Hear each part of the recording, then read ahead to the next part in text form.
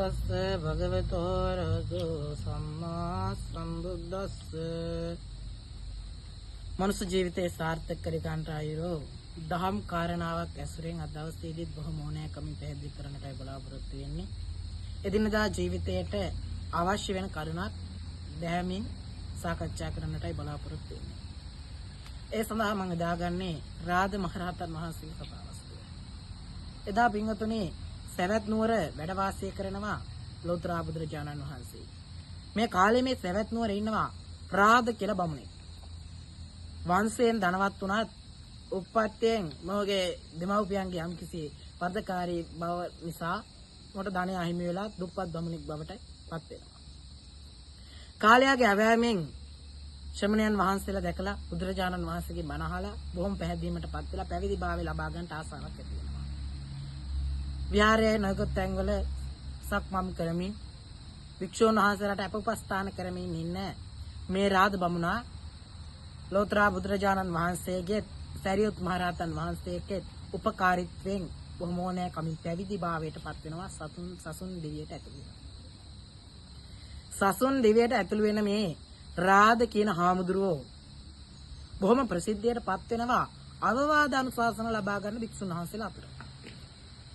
සතුටින් කරන අවවාදයක් වුණත් අනාදරයෙන් කරන අවවාදයක් වුණත් බොහොම ආසාවෙන් යුතුව පිළිගන්නවා.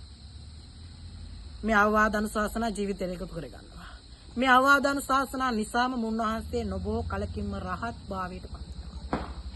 ඒ නිසාම මුන්වහන්සේ ධම් සභාව තුළ ප්‍රධාන මාර්තුකාවක් බවට පත් වෙනවා.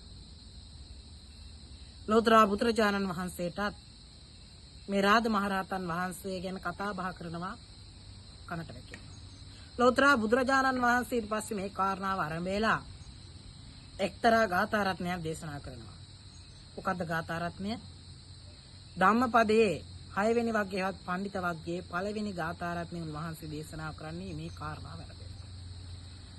නිදේනං ව පවත්තාරං යම් පස්සේ වජ්ජ දස්සනං නිග්හය වාදිම් මේදාවි තාදි සම්පණ්ඩිතම් භජේ තාදි සම්භජමානස්ස සේයෝ හෝතෙන පාපියෝ.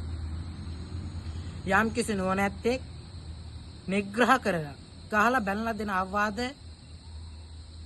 දෙන කෙනෙක් ඉන්නවා නම් අන්න ඒ වගේ නුවණැත්තෝ නිදානයක් පෙන්වන කෙනෙක් වගේ ඇසුරු කරන්ට ජීවිතයට ලං කරගන්න කියලා ලෞතර බුදුරජාණන් වහන්සේ මේ තුලින් පෙන්වලා දෙනවා.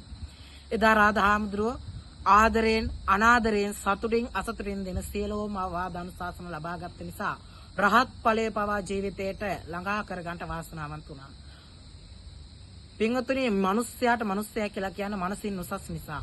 මනසින් උසස් මිනිසෙක් විදිහට ජීවිතේට මෙන්න මේ කාරණාව එකතු කරගෙන එදා රාද මහරහතන් වහන්සේගේ ගමන යන්නට අපිටත් හැකි වේවි කියන කාරණාව හිතට අරගෙන මෙන්න මේ දහම් කාරණාව ජීවිතයට එකතු කරගන්න කියන අවවාදය අවදානය ලබා දෙමින් දහම් කාරණාව සංකරනවා සියලු දෙනාට පිළිගන්නවා.